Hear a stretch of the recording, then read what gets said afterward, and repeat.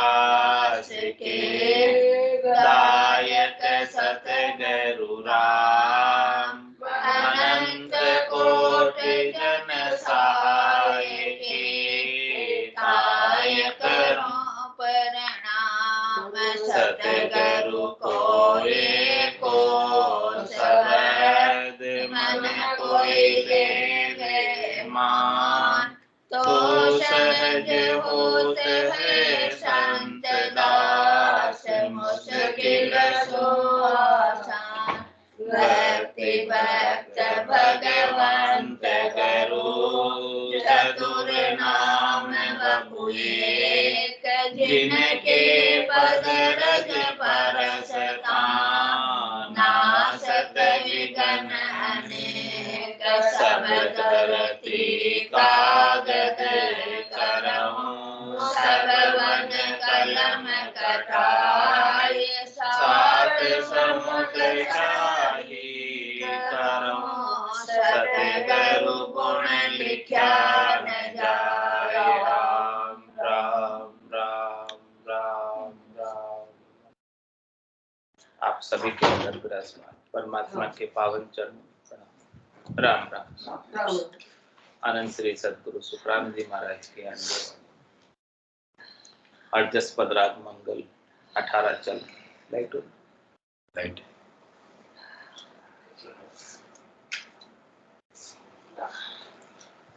महाराज करना मन राजा के नार दो ये गर जानिए।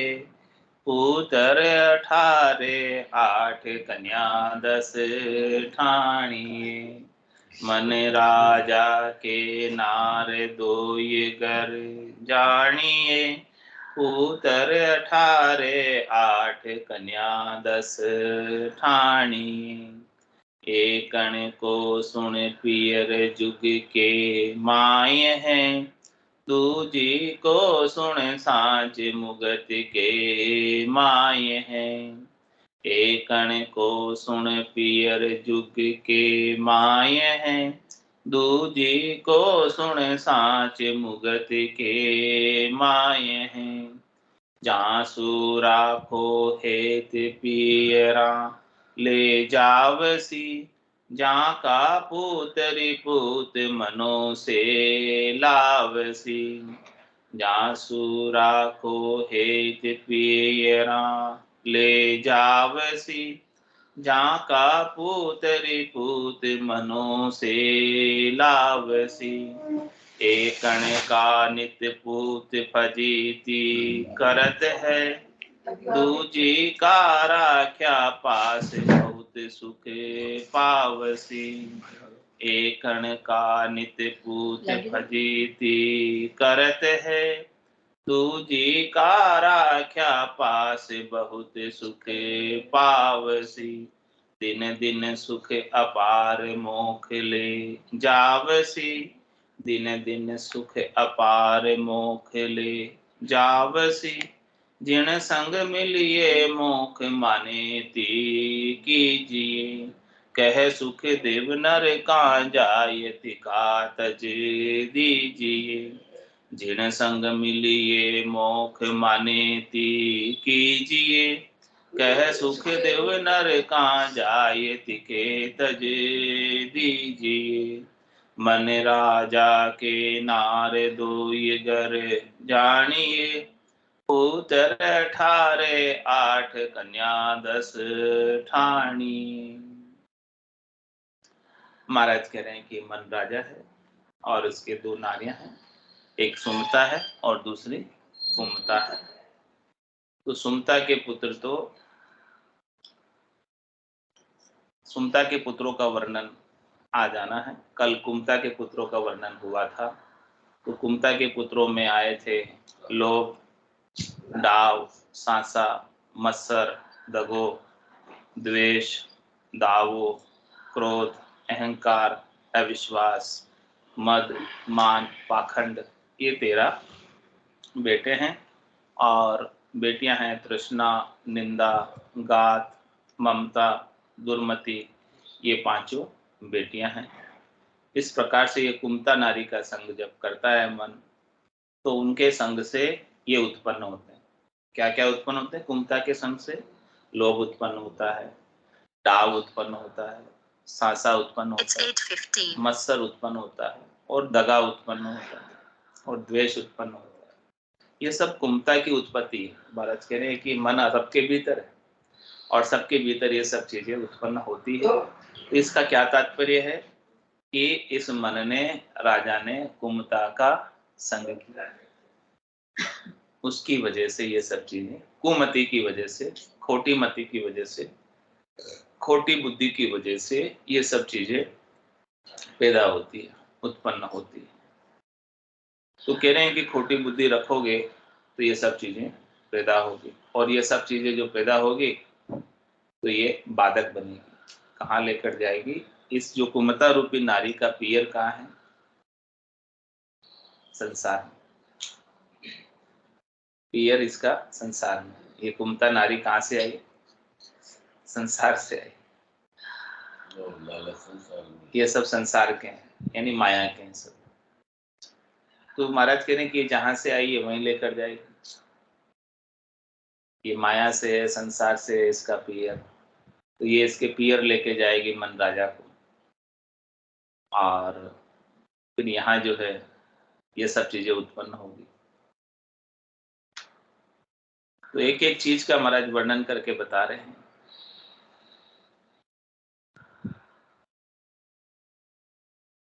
कि दगा करते हैं तो किसके लिए करते हैं? संसार की माया के लिए, सुख प्राप्ति के लिए, इन्हीं के लिए दगा करते हैं। और किसी के संग द्वेष रखते हैं तो किसके लिए रखते हैं? जिनका संसार के प्रति महत्व बुद्धि ज्यादा है, वो वही द्वेष और दगा, ईर्ष्या, ये सब चीजें उत्पन्न होती है। अब जैसे ही संसार के प्रति महत्व बुद्धि कम हो गई और परमात्मा के प्रति महत्व बुद्धि बढ़ गई, तो ये सब चीजें स्वतः ही खत्म हो जाती।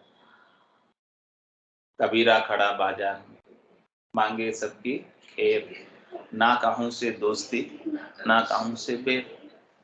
भाई कबीर साहब कह रहे हैं कि हमें तो किसी से दोस्ती भी नहीं है, यारी भी नहीं है, हेत भी नहीं है, और किसी से दुश्मनी भी नहीं है, द्वेष भी नहीं है, बैर भी नहीं है।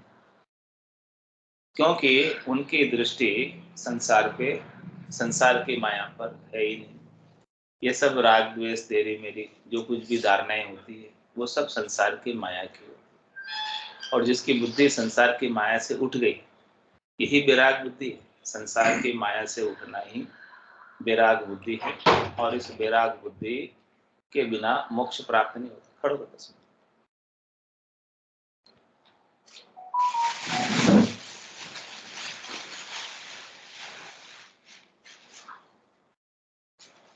तो ऐसी विराग बुद्धि ही मोक्ष को प्राप्त कराती है।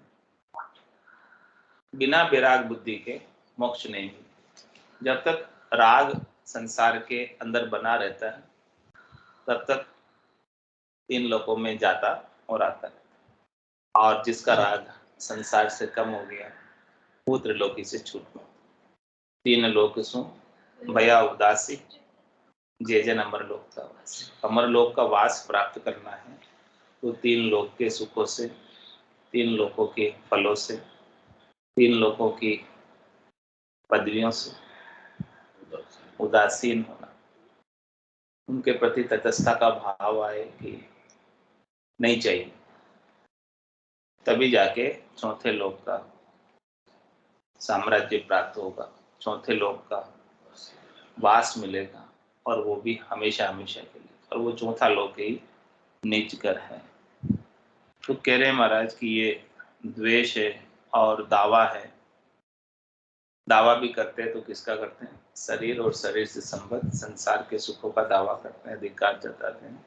महाराज के लिए कि अधिकार ही रखना है तो किस पर रखो? राम जी पर, राम जी की भक्ति पर। उसका दावा करो, मेरे को भक्ति ज्यादा से ज्यादा प्राप्त होनी चाहिए, मुझे परम पद प्राप्त होना चाहिए, मुझे आनंद पद प्राप्त होना चाहिए। लक्ष्य, टारगेट वो बनाओ।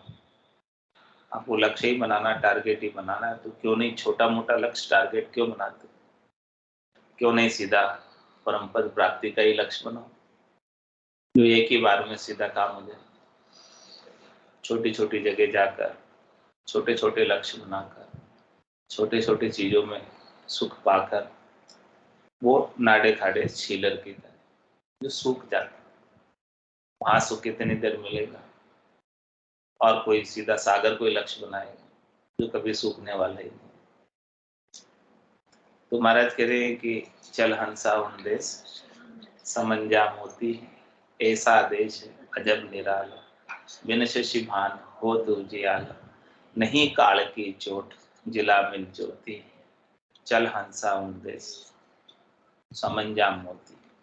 लक्ष्य टारगेट बनाना है तो मानसरोवर को बनाना है, सुन सागर को बनाना है, चौथे पद को बनाना है, केवल पद आनंद पद को बनाना है, जिससे अपना कार्य सफल हो जाए, सार्थक हो जाए, सिद्ध हो जाए, मिनखा देह में आना। नहीं तो मिनखा देह में आना निरर्थक हो जाएगा, व्यर्थ चला जाएगा। तो महाराज कह रहे दावे की बात आ रही थी, तो दावा ही करना है तो किसका करना है? चौथे पद का, नहीं कि त्रिलोकी के फलों। और इसके उपरांत महाराज कह रहे क्रोध। क्रोध क्यों आता है? क्रोध आने के पीछे क्या कारण है? हाँ, कोई चीज अपने मन के अनुकूल नहीं होती है तो क्रोध आता है। जैसी धारणा अपन ने धार रखी थी उसके अनुसार नहीं हुआ तो क्रोध आता है। और किसी ने अपने अहंकार के ऊपर चोट कर दी तो क्रोध आता है। अपने को कोई भला बुरा कह दे तो क्या होता है? क्रोध आता है। क्रोध की माँ को मारना, क्रोध की माँ को ही मारता। हाँ, तो वो आगे आ रहा है। क्रोध के आगे अहंकार है, हमारा सिर्फ अहंकार। वो अहंकार के ऊपर जब चोट होती है तब क्रोध आता है, या अपनी इच्छा के अनुसार कार्य नहीं होता है तो क्रोध आता है। तो कह रहे हैं कि ये क्रोध भी कुमति की उपज है, खोटी मति की उपज है। और क्रोध करने से काम बनता नहीं और बल्कि बनता हुआ काम भी बिगड़ता है। तो महाराज कह रहे इस कुमति को उपाकर क्रोध को उपाना आपके लिए हितकर नहीं। तो कुमति को नहीं उपाओ तो क्रोध भी नहीं आएगा। कुमति का संग नहीं करो तो क्रोध भी नहीं आएगा, क्योंकि इसकी उत्पत्ति से सबसे पहले नुकसान क्रोध करने वालों को। सबसे पहले बीपी हाई किसका होगा? क्रोध करने वालों का ही बीपी हाई होगा। सामने वालों को तो नुकसान होगा नहीं होगा, अपने शरीर में नुकसान। और एक बार क्रोध करने से कितने टाइम का भोजन की एनर्जी शक्ति समाप्त हो जाती है? 4 टाइम भोजन पाया, कल सुबह शाम, आज सुबह शाम। हाँ, कल सुबह शाम, आज सुबह शाम 4 टाइम भोजन पाया और एक बार क्रोध कर दिया, तो जितना भी जो एनर्जी है भोजन से प्रसाद से मिली थी वो सब एनर्जी चली गई क्रोध करने से। तो क्रोध का इतना नुकसान, और क्रोध से बनते हुए काम भी बिगड़ जाते हैं। तो महाराज कह रहे हैं कि ऐसे कुमति को उपाकर, क्रोध को उपाकर आपको क्या लाभ मिलेगा?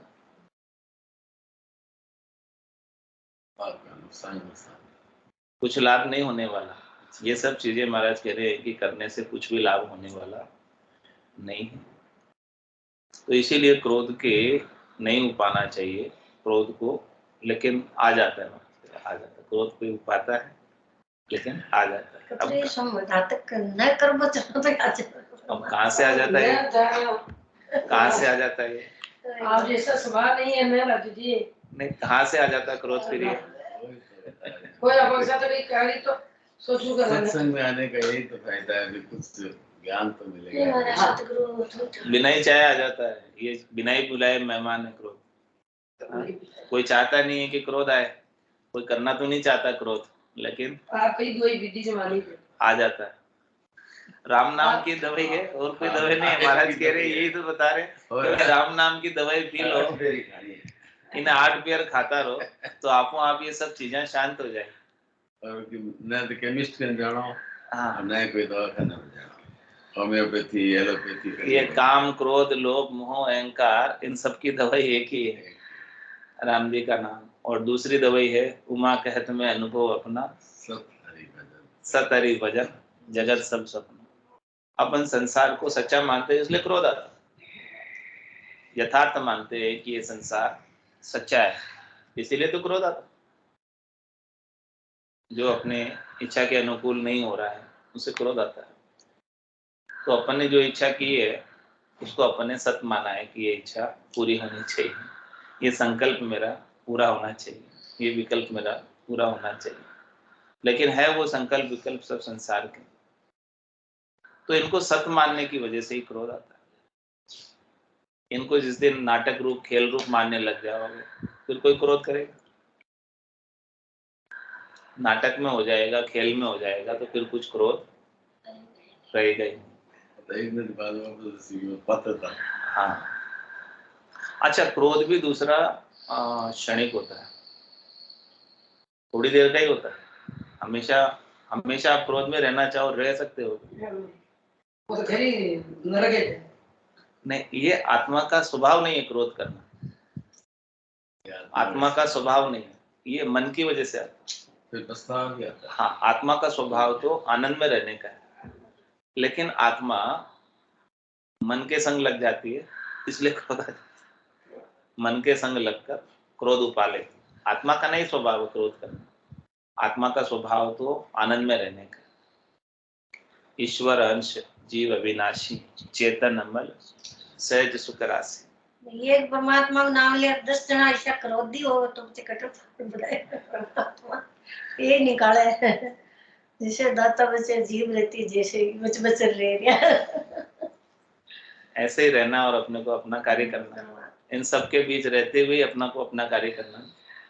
परमात्मा ने जो सहयोगी संबंध दिया है उन सबको परमात्मा रूप मानकर उनके संग रहते हुए अपने को अपना कार्य करना। देखे ये मेरे परीक्षा ले रहा है। हाँ, परीक्षा ले वही रहते हुए, और जो रण बदले चुक रहे, पुराने जो रण बदले हैं वो सब रण बदले को चुक रहे, यही मानो कि पुराने रण बदले चुक रहे, नहीं तो वो बाकी रह जाएंगे। हाँ, ये भी मान ले आदमी कोई कि भाई जो भी कोई हमारे साथ अनुचित व्यवहार कर रहा है, इच्छा अनुरूप व्यवहार नहीं कर रहा है, तो वो हमने कभी उनके साथ ऐसा कुछ किया होगा जो हमें याद नहीं, हमें याद नहीं, चाहे इस जन्म में किया चाहे पिछले अनंत जन्मों में किया, उसी का ही वापस वो आकर हमको हमारा ही भुगतान करवा रहे। लेकिन इस बात को मानता नहीं है, इस बात को नहीं मानता, इसलिए क्रोध करता है कि ये तो हमारा दुश्मन है, ये तो हमारे ऊपर क्रोध करता है, ऐसा अपन सोचते नहीं। अपन ने कभी किया होगा उनके साथ, इसीलिए वापस कर रहा है। काली गेंद फेंकी इसलिए काली गेंद वापस मिलेगी आपको, आप सफेद गेंद फेंकते सफेद गेंद रिटर्न तो वही है। तो वो आज नहीं फेंकी, अब अपन देखते हैं कि हमने तो अभी कुछ ऐसा बुरा किया नहीं, हमारे साथ ऐसा क्यों बुरा हो रहा है, ऐसा सोचते ना। तो महाराज कह रहे हैं कि ये जो कर्म है ना आज के नहीं, अनंत जन्मों के कर्म है, और वो संचित है, उसमें से प्रारब्ध के रूप में क्या क्या छंट कर मिल रहे हैं अपने को नहीं पता। अब जो जो मिल रहे हैं उनको तो फिर प्रारब्ध को तो भोगना ही एक उपाय, दूसरा क्या उपाय? प्रारब्ध को काटने का तो कोई उपाय नहीं, प्रारब्ध का उपाय तो इन कर्मों का जो भी है उनको हाँ भोग कर लो, लेकिन उन भोग करने की भी सामर्थ्य शक्ति परमात्मा राम जी देते, उनके नाम के सुमरण से उन कर्मों को झेलने की ताकत आ जाती और सहजता के साथ हंसते हंसते ऐसे कर्मों को झेल ले और नए द्वेष नए राग नहीं बांधता। ये नाम में और नाम से निज नाम में ऐसी शक्ति और सामर्थ्य है, ताकत है। तो कह रहे हैं कि इस रचना को रोको मत, इस रचना को चलाते रहो, खाते पीते उठते बैठते सोते काम करते। हाँ, हाथ काम मुख राम, हृदय साची प्रीत, दरिया ग्रस्ती साधकी, आई उत्तम प्रीत। और परमात्मा से यही प्रार्थना करो कि हे परमात्मा राम जी, इन सबको आप सद्बुद्धि दे, जिससे ये अपना भी कल्याण करे और हमारा भी कल्याण होवे, हमारे कल्याण में भी बाधक नहीं हो और ये अपना भी कल्याण करे। तो परमात्मा ही दे सकते हैं। अपन किसी को सिखाना चाहे तो वो सीखेगा नहीं, अपन किसी को कुछ कहें तो वो कहेगा कि ये तो हमारे ज्ञान दे रहा है, हमको ज्ञान दे रहा है या हमारे विपरीत बोल रहा है। बोलते हैं तुम्हारा ज्ञान ना, हाँ साथ ही रखो। तो वो अपन किसी को सुधार नहीं सकते, अपन किसी को सुधार नहीं सकते, लेकिन परमात्मा में शक्ति है, सामर्थ्य कि वो सबके दिमाग को सुधार सकते, दुरुस्त कर सकते हैं। परमात्मा गर्व आहारी, गर्व का हार करते हैं, अहंकार का हार करते हैं। परमात्मा ही कर सकते हैं, दूसरे कोई नहीं कर सकता। तो इसीलिए अपने तो उनके नाम का सुमरन करना, उनका आसरा रखना, उनका इष्ट रखना, उनका आसरा इष्ट रखते हुए उनके नाम का सुमरन करते हुए सारा कार्य सहजता से संपन्न हो जाएगा। इसमें कोई बाधा नहीं पड़ेगी और दोहराई भी नहीं है, सारे काम करने में। तो कह रहे हैं ये क्रोध बड़ा भयंकर होता है। एटलीस्ट आवे तो भी किसी को जवाब देना हो तो उनको सामने वाला कोई बोल रहा है, बोले जा रहा है, क्या करें? तो उनको आप तुरंत जवाब मत दो, बोलने वाले को बोलने दो। कितना बोलेगा? बोलकर थक जाएगा, तब फिर आप ठंडे दिमाग, जब ठंडा हो जावे तब बाद में जवाब। भी तुरंत में कुछ भी जवाब नहीं देना बोलने वाले। क्रोध को काबू करने का क्या उपाय है? कि कोई क्रोध दिला रहा है, आप क्या करें? दिला रहा है तो छोटा बाप का बन जाओ। नहीं, वो दिला रहा है, बाप का मत बनो। हाँ दिला रहा है, लेकिन आप मतलब उस समय हाँ कोई चीज आपको दे रहा है, अब आप बोलोगे मैं तो लेता ही नहीं, भाई ये वस्तु मुझे नहीं चाहिए, तो क्या जबरदस्ती देगा? अपन ले लेते हैं, वो क्रोध दिला रहा है और अपन ले लेते हैं और फिर वापस बोल जाते हैं, सामने से जवाब देते हैं। तो ले लिया, जवाब दिया, इसका मतलब लिया तब जवाब दिया, रिएक्ट किया। यदि आपने लिया ही नहीं होता तो जवाब दिया ही नहीं होता, चुप हो जाता। तो महाराज कह रहे हैं कि किसी समय कोई क्रोध दिला रहा है या क्रोध कर रहा है तो उसका जवाब तुरंत ही नहीं देना, समय के साथ देना। और समय का ऐसा प्रभाव है, काल का ऐसा प्रभाव है कि वो सबको खा जाता है। थोड़े ही क्षण बाद, थोड़े ही समय बाद, हमेशा तो नहीं रह सकता, शांत हो जाए, कुछ शांत हो जाए फिर बात, फिर भी तो बात की जा सकती है। न क्रोध करने वाला भागे जा रहा है और ना आप कहीं भागे जा रहे हैं। क्रोध का पल निकल गया, वो पल निकल गया, उसके बाद जवाब दे, जो भी जवाब देना है, और वो भी सोचकर समझकर विचार कर, तुरंत इंस्टेंट नहीं। आपने ऐसे कहा था, इसका बिल्कुल समझ में आया। हाँ गलती हो गई। हाँ, बस बड़ी सहजता के साथ, सरलता के साथ जवाब को दिया जा सकता है। भाव तो ये था कि आपको बुरा लगा, वापस हाँ, तो दिया जा सकता है उसका भी जवाब।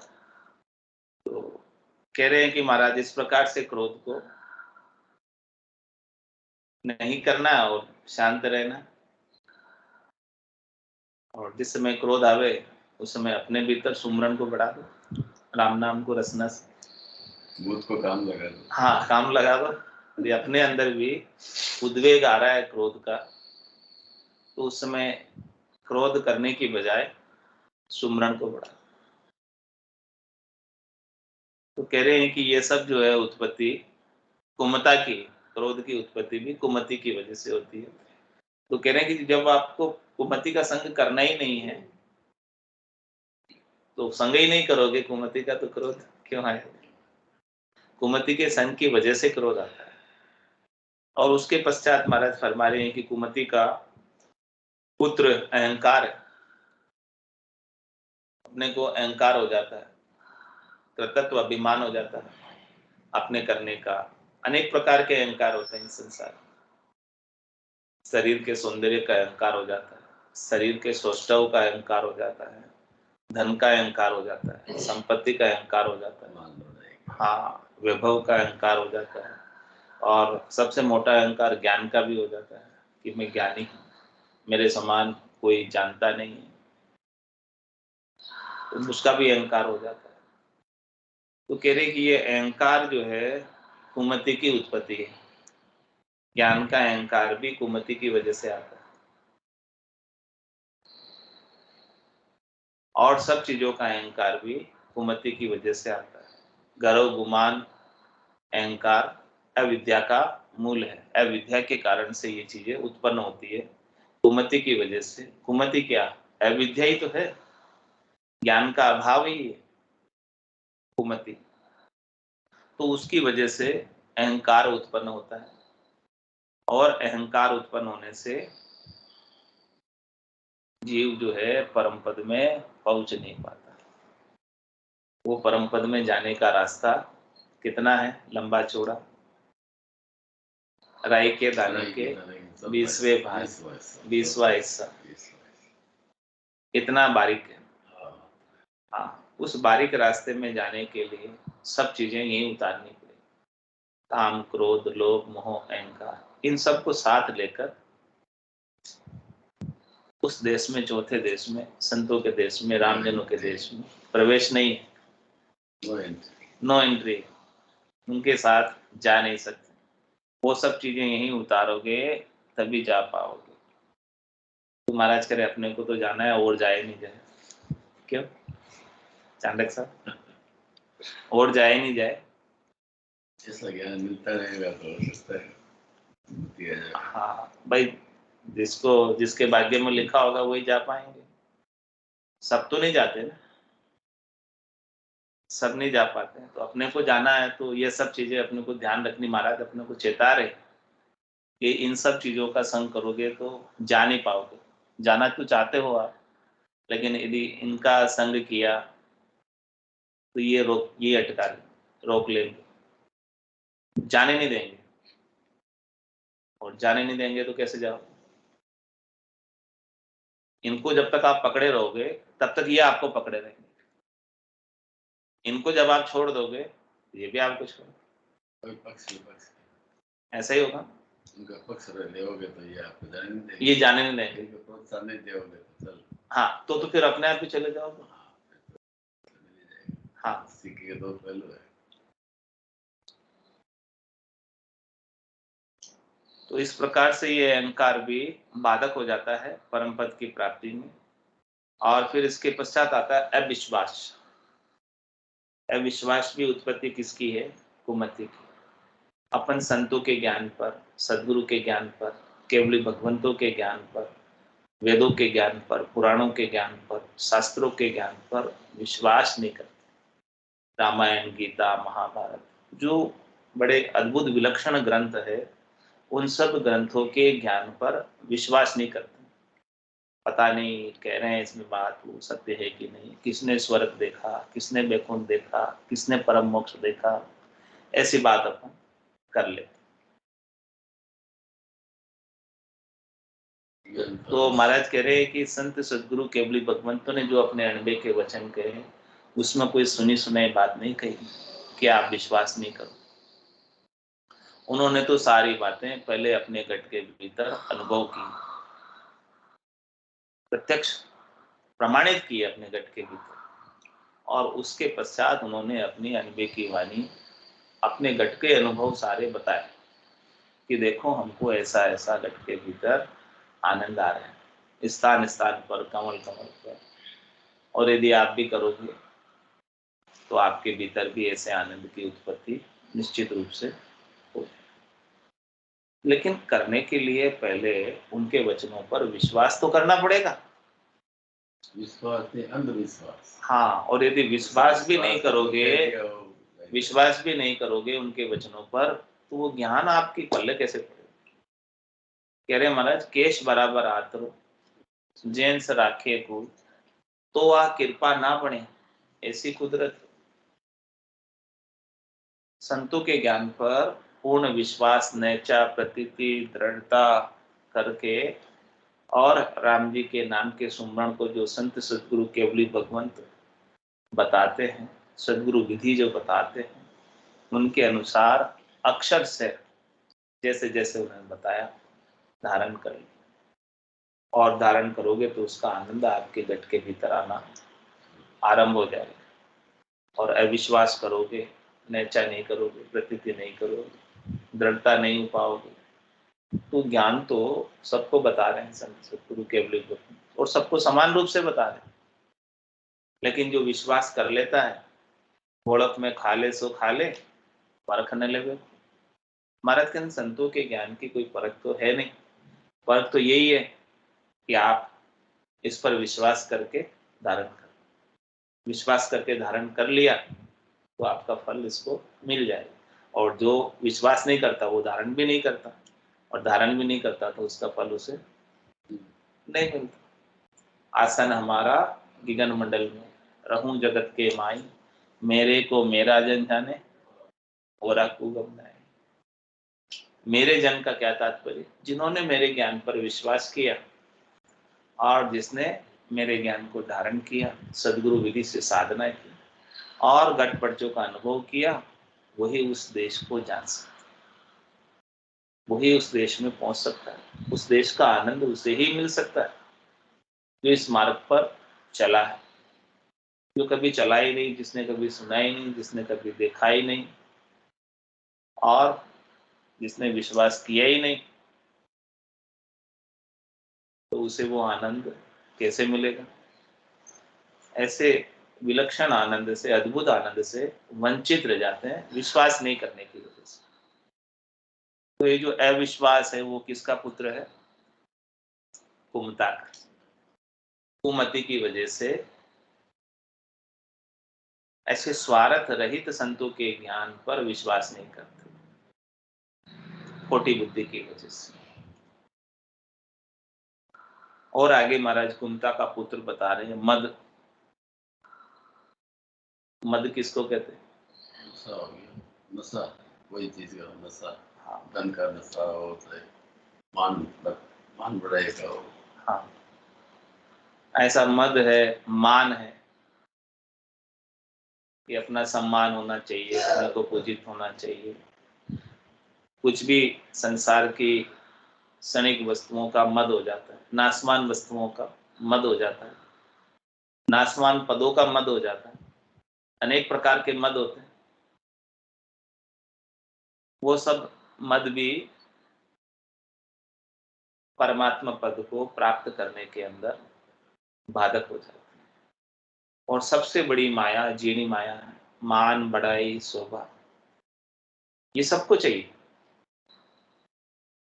तो जब तक चाहिए मान, बड़ाई, शोभा, तब तक मानो कि परमात्मा पद नहीं, दूर है, अभी बहुत दूर है। क्योंकि बीच में मान, बड़ाई, शोभा की सिद्ध शिला आड़े आ रही। इस सिद्ध शिला को माथे से फोड़नी पड़ेगी। जब तक फोड़ोगे नहीं मान, बड़ाई, शोभा की सिद्ध शिला भीत जो आड़ी आ रही,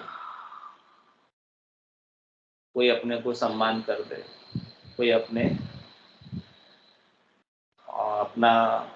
सम्मान कर दे और अपनी बड़ाई कर दे, हाँ, अपनी शोभा कर दे, महिमा कर दे, हाँ, तो कैसे अपने को कैसे भूल जाते हैं। मैंने किया, हाँ, तो मेरा नाम हो रहा है। हाँ, देखो कितना अच्छा लगता है। तो महाराज कह रहे जब तक अच्छा लग रहा है तब तक वो भीत आड़े आ रही। कौन सी? मान, बड़ाई, शोभा की भीत, शिला भी आड़े आ रही। हाँ, वज्र शिला है, ये भी आड़े आ रही। ये जब तक फूटेगी नहीं तब तक परमपद। आप किनारे पे खड़े हैं, बस ये शिला फोड़, ये जीणी माया, मान, बड़ाई, शोभा को। हाँ, काम तजे थे क्रोध नहीं जाइए, क्रोध तजे थे लोभा, लोभ तजे अहंकार नहीं जाइए, मान, बड़ाई, शोभा। हाँ, ये सबसे टॉप में, सबसे सूक्ष्म में, सबसे जीनी है। और सबको बरतती है और दिखाई भी नहीं देती कि हमको बरत रही। अपने को पता नहीं चलता कि अपने को बरत रही है। इतनी जीणी, इतनी सूक्ष्म है कि अपने को पता भी नहीं चलता और ये घेरे रखती है। और जब तक ये घेरे रख, इसलिए पता कराने के लिए महाराज इतनी बात कह रहे हैं, समझा क्यों? ताकि आपको पता चले कि इसने अभी तक आपको घेरे हुआ है और जब तक ये घेरे रहेगी तब तक इधर ही रहो, उधर नहीं जा सकते। ये पकड़े हुए हैं। कोई अपना अपमान कर दे, बुरा लग जाता, नहीं लग जाता? लग जाता है। तो अभी भी वो फिर घेरे हुए। बोलो राम सद्गुरु देव जी महाराज, परम दयाल सद्गुरु सुखराम जी महाराज ने, श्री सद्गुरु सुखराम जी महाराज के ज्ञान स्वरूप भगवान केवली भगवंता में धन्य हो जीवावतारण जहाज मोक्ष के मालिका में धन्य हो अनंत कोटि संतानें धन्य हो राम सभा में राम राम राम संताने संज्ञाने राम राम राम राम राम राम।